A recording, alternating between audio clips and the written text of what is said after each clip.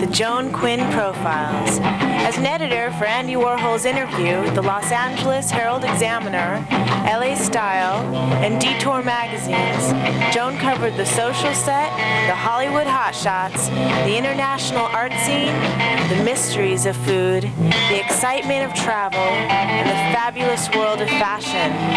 Joan continues to find creative people on the cutting edge who make things happen. Here's Joan Quinn. Hi, I'm Joan Quinn, and welcome to the Joan Quinn Profiles. Waiting to be profiled is actor Philippe Chang and author Ann Marlowe. Actor Philippe Chang earned a bachelor's degree in psychology and mathematics from Union College in Schenectady, New York.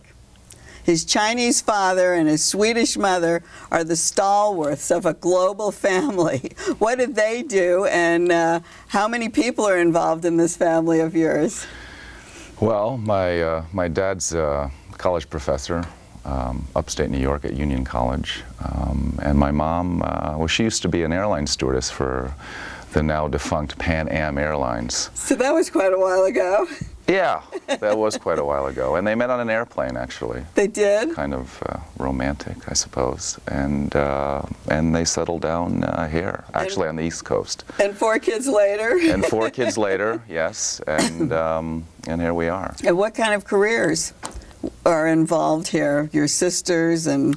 Well, my brother works for NOAA. He's a storm chaser. He flies in those big C-130 planes, and they go outside and in the eye of the hurricane. And they do, really? Yeah. And so that's very exciting. So he took after your mother, I guess. Yeah, I suppose. And I don't think it's a Pan Am plane, though. And I don't know. It could be, maybe. But my younger brother works for a corporate firm in New York City, buying commercial real estate. And my sister is also an actress, actually. She is. And she was a former model as well, and great success in both of those fields. And, well, now she has 3 kids, and she lives out here in Los Feliz. Is she married to an actor? Yes. So you have another actor involved in the actors permeate the family somehow. Somehow, that's great. Well, you studied the sciences. I mean, were you going to be a scientist? Very briefly. Yes, I was going to be a mechanical engineer, actually. I was going to follow in Dad's footsteps, but I really didn't have the brains for it, or maybe not the desire as well. But and that didn't really lead to acting, did it? Well, actually, I remember a sophomore year in college, and I was taking 3 courses. It's a trimester where I went to college. And I was taking science of engineering materials, circuits, and thermodynamics. Oh, real fun courses. It's terrible. And I was so miserable, and you know, I didn't know what to do, and I dropped out of one course, and I almost flunked out of college. And I was sitting in a class, and a friend of mine said, "Philippe, let's you know, I have to take acting for an A credit, for an arts credit."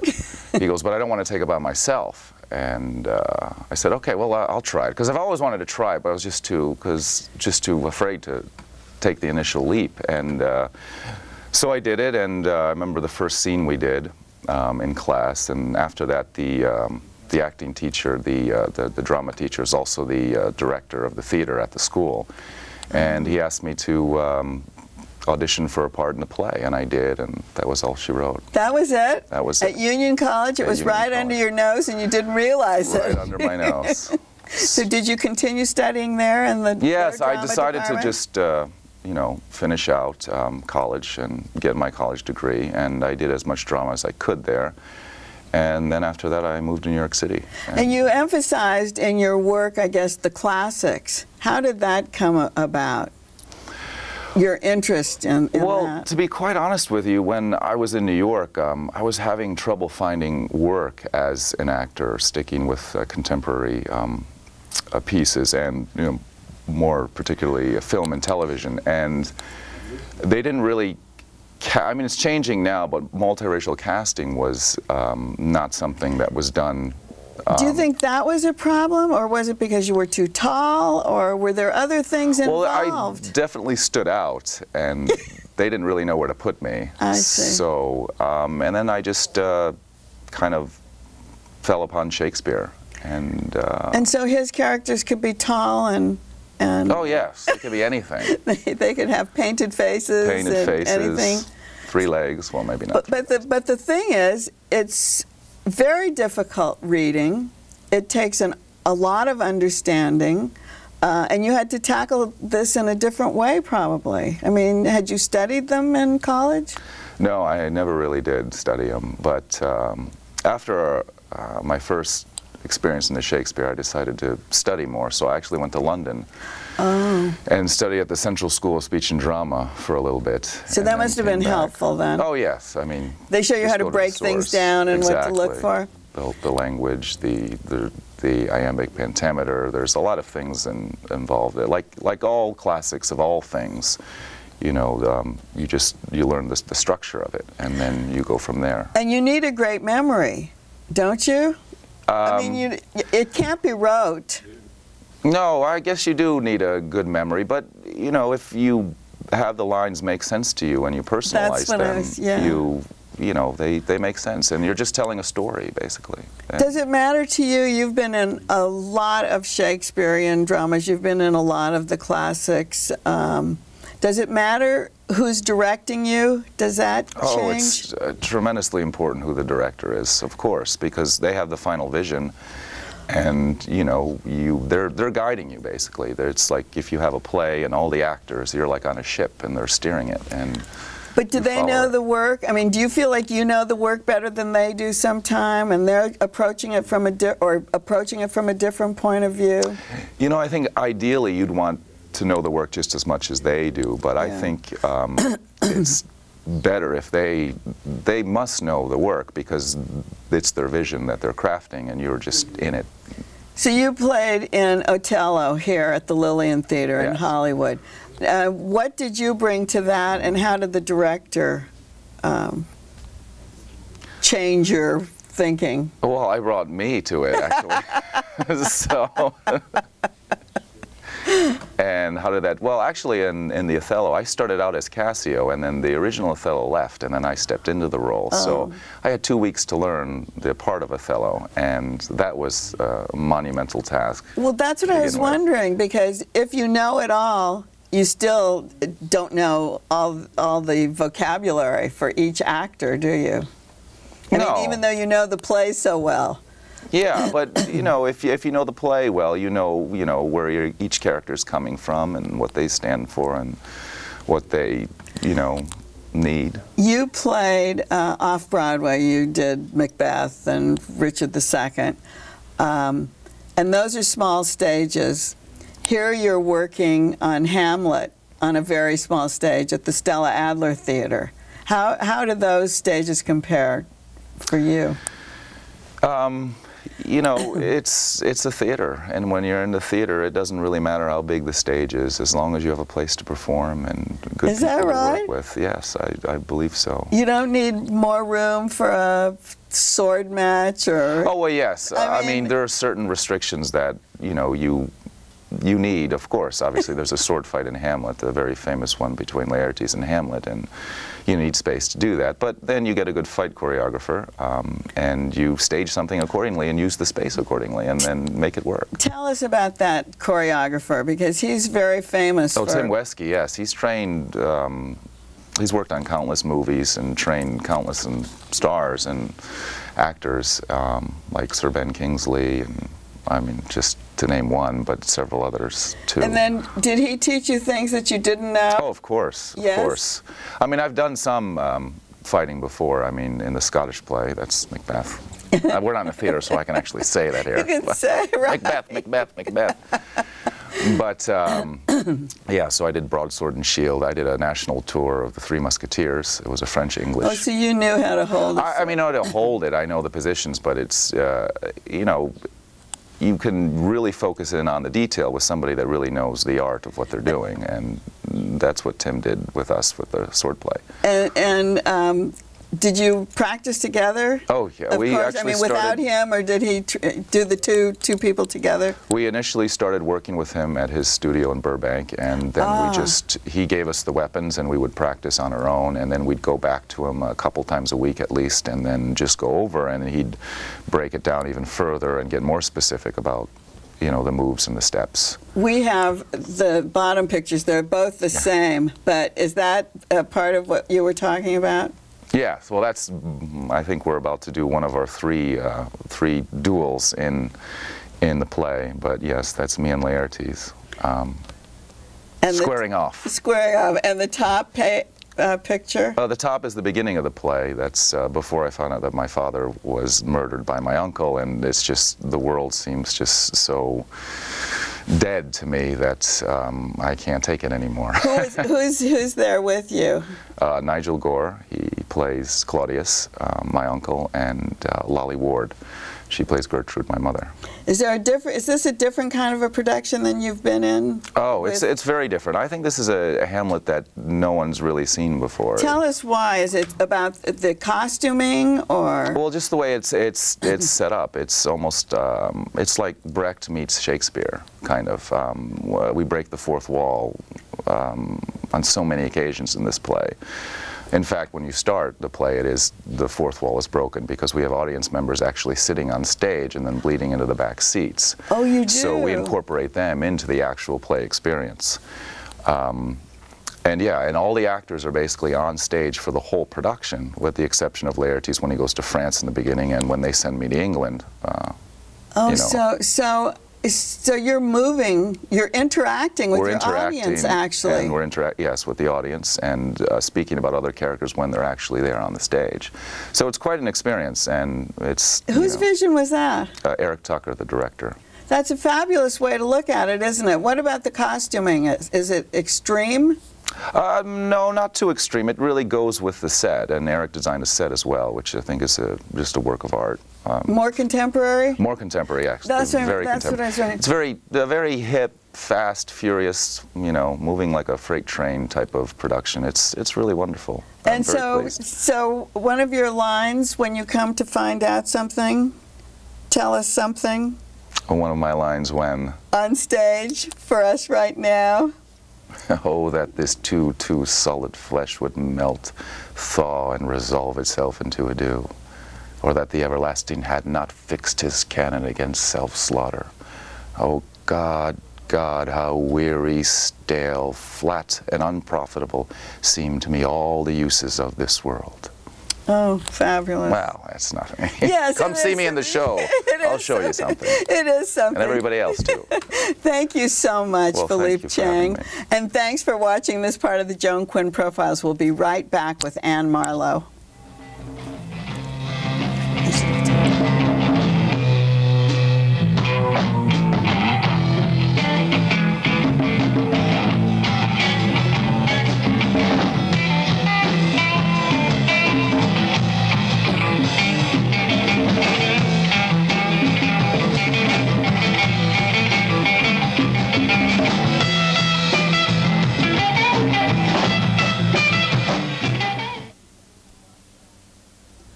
Hi, I'm Joan Quinn, and welcome back to the Joan Quinn Profiles. I'm here with author Ann Marlowe, who was born and raised on the East Coast. She graduated from Harvard College with a bachelor in philosophy, and after a year in Harvard's doctoral program in classical philosophy, she then moved to New York. Philosophy versus classical philosophy, that sounds pretty ominous. What was that all about? Oh, well, classical philosophy is the Greeks, Plato and Aristotle. And regular philosophy? Everyone who came after. Is that right? Everyone who came after? Yeah. It's just a time distinction, you know. It's not a continuation of the studies or anything more in depth. Well, it's, you know, was getting a PhD, and usually you specialize. You would specialize either in maybe in medieval philosophy or in Kant or Spinoza, or on the other hand, as I chose to do, in Plato. And then what were you going to do with your philosophical studies? Well, that's sort of the point. I reached a decision to discontinue studying in a formal way and to work in business while writing in my spare time. And that's actually what I've done ever since. So you went to New York from Harvard, and you got your MBA.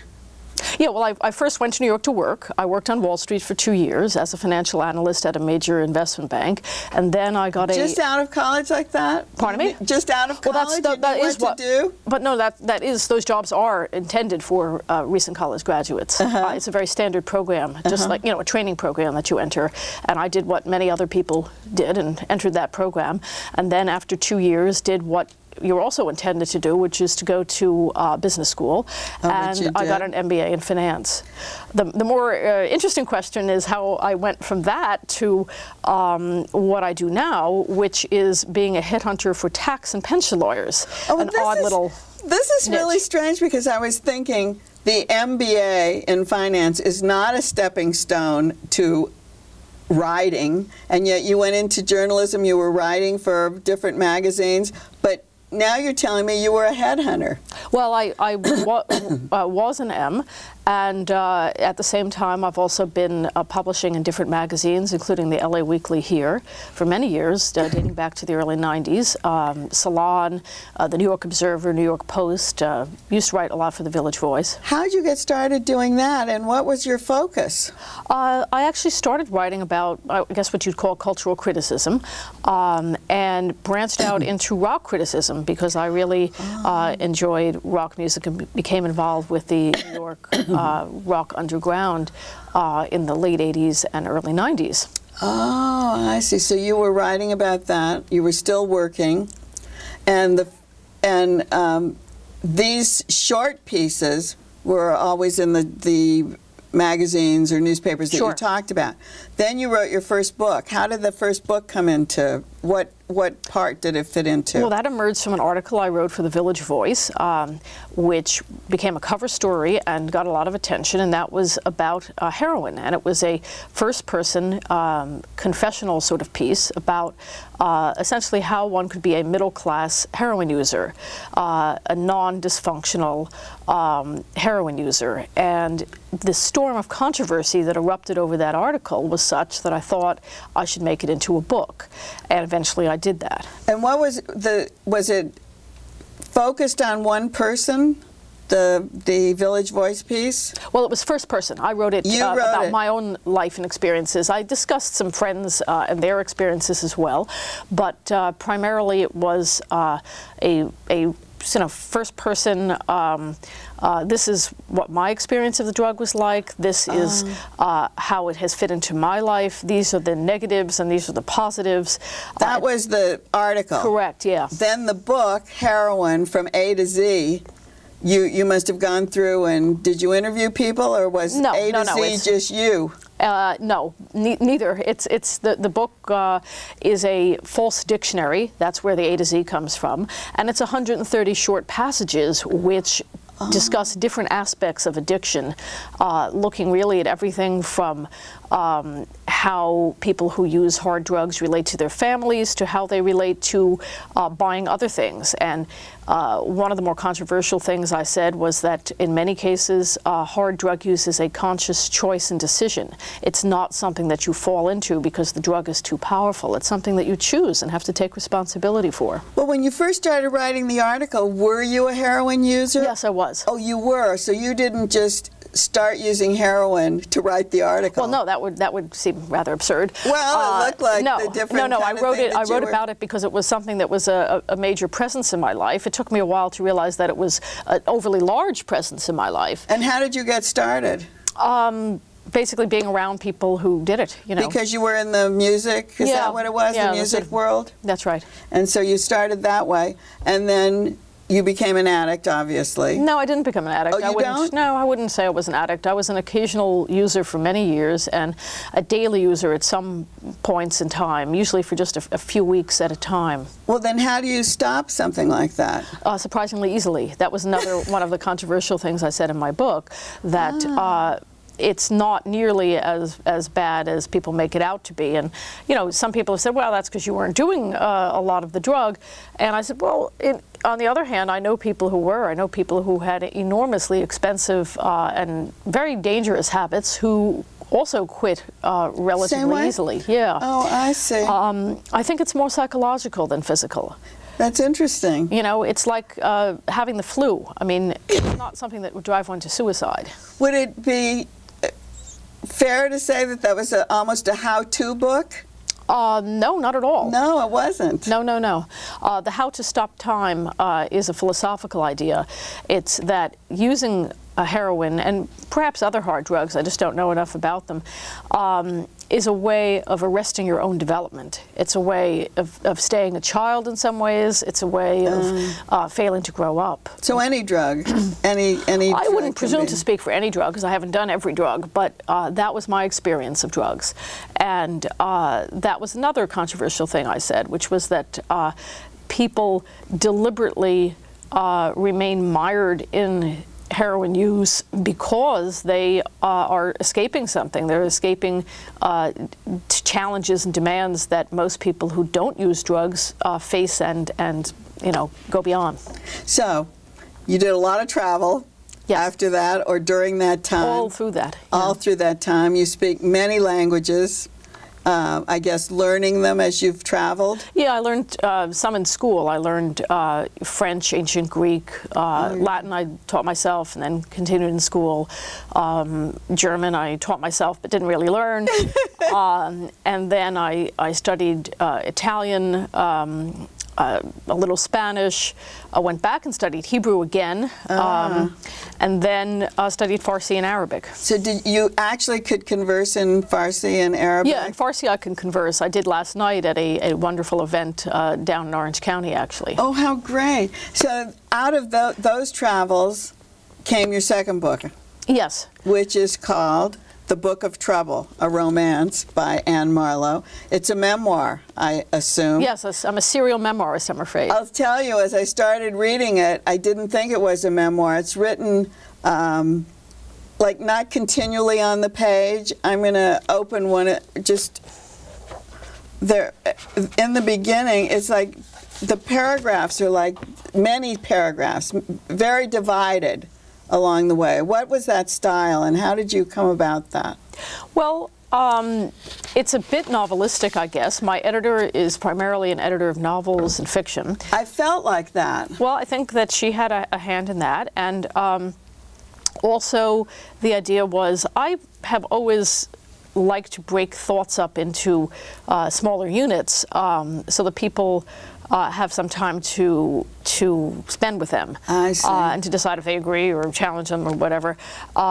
It's just a habit of being a book critic and cultural critic, and also probably a habit of writing for papers like the LA Weekly where there are long, thin columns. So you don't want to have really long paragraphs, otherwise people become discouraged and don't want to read them. I like the way it was done. Oh, it was great. just different to me than reading a memoir, and so I thought maybe this is a novel, and I continued to go through it. No, unlike some other celebrated books that have been shifted from the nonfiction to fiction side of the bestseller list, it is a memoir, it is true. And one of those people who has spoken on the back of your book, Mr. Fry. Yes, that's right, who I don't know personally. I mean, he was kind enough at the height of his celebrity to do a favor really for my editor, and that's funny. I thought that was funny, because when I saw that, then I thought, maybe this isn't a memoir, maybe this is something else. But we know it's a memoir. You met this guy named Amir, and tell us about the rest, because that seems to be the basic part of this memoir. Well, it's a thread that I use to string a set of experiences that have to do with traditional Islamic culture.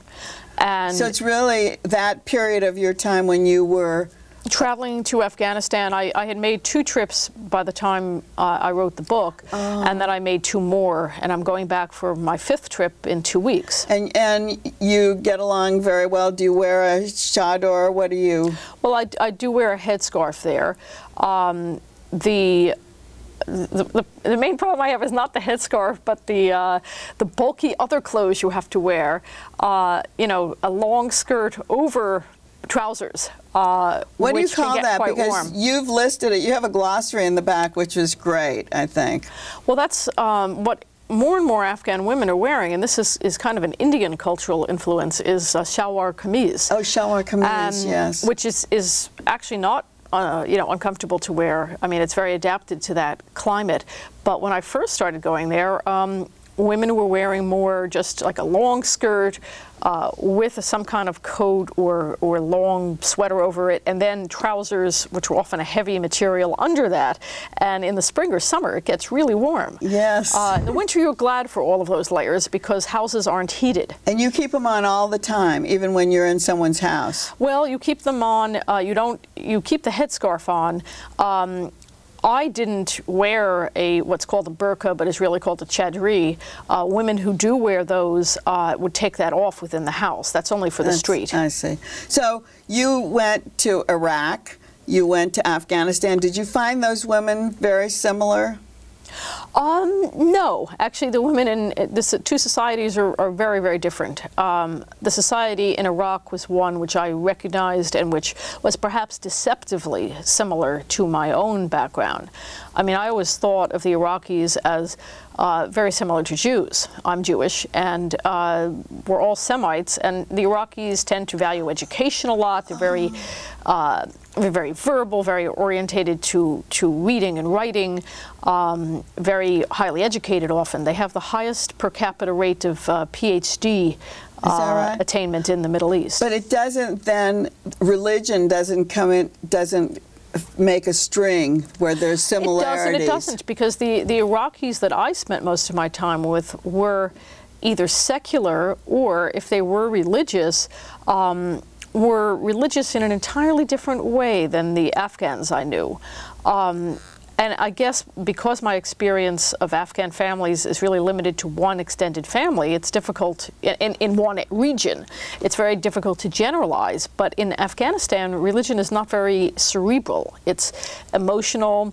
It's a matter of tradition and custom, and it's not even a matter of going to the mosque so much, except during Ramadan and other major holidays when the men of the family will go. So if we read your book, we're going to learn about these women, we're going to learn about the mores, we're going to learn about a lot of those things that you came in contact by actually having an affair with Islamic man. Well, is that right? Those really, I mean, the affair with the Afghan man took place in New York and really had very little to do with oh, that's interesting. These other aspects, which, you know, I encountered over there. But they all kind of mixed together. The fact that I'd lived with an Afghan family made me understand something of this man's background, of where he was coming from, of the fact that he had been born at home, that he grew up in a family compound, that he had grown up internalizing the different beliefs about women that you still find in Afghanistan. Exactly. So he had grown up in a culture where he wasn't expected to date, where he was expected to make an arranged marriage. That was great. I got through all of that, and we have to finish reading and we have to finish our story today, so thanks very much for being with us. Thank you.